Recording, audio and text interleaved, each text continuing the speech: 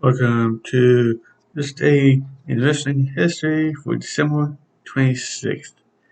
In 1963, Gorgeous George died in Hollywood, California as a result of a heart attack he suffered a couple days earlier.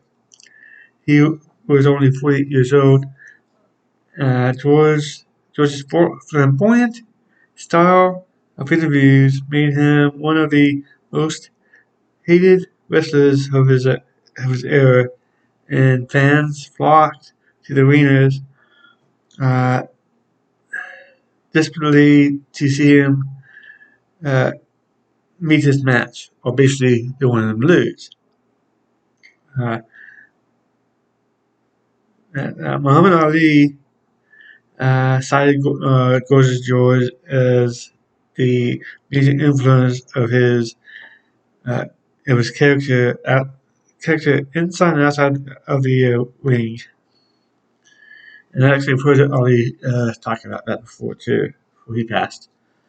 In 1983, on a WWE card at Madison Square Garden in New York City, the Iron Sheik would end Bob Backlund's 6-year reign as a WWF champion.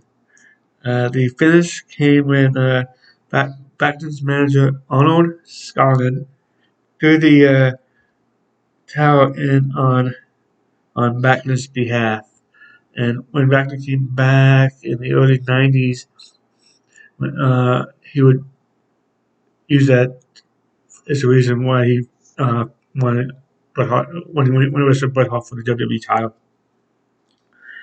In 1988, WCW Starrcade '88 took place at the Scope in Norfolk, Virginia. The main event uh,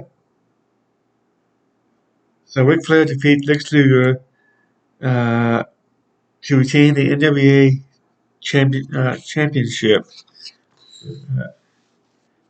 Two title changes did take place on this card, though.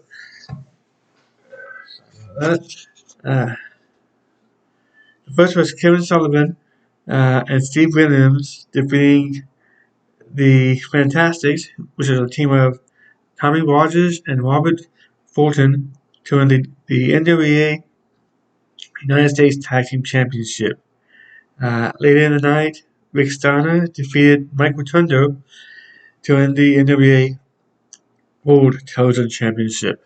And before I go on, I want to make clear that at this point, WCW, I think it was owned by Ted Turner by this point, but it was still part of the NWA, and NWA was using WCW to showcase the championships, kind of like TNA was when it first started, like 15 years later. In 2004, the Ring of Honor Final Battle took place from the Pennsylvania National Guard Armory in Philadelphia, Pennsylvania. This is the night that Samoa Joe's record-setting Ring of Honor World Championship run came to an end. And until this event, Joe had reigned as champion for 645 days. He, and which is still the record today. He was defeated by Austin Aries. On the same card, Steve Corino returned to team with CM Punk, and they took on Generation Next.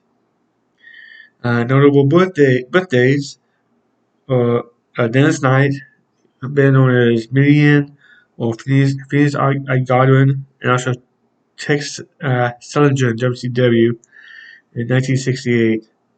Notable deaths, Reggie White in 2004. Reggie White made 2 appearances for wrestling. He was in WrestleMania, I guess it was 11 or 12 or something. One was he was he backed Lawrence Taylor.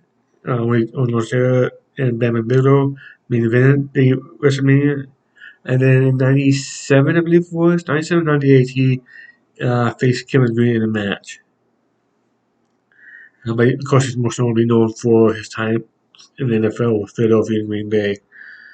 Brody Lee died in 2020. Thank you for watching. Please like, share, subscribe, and have a nice day.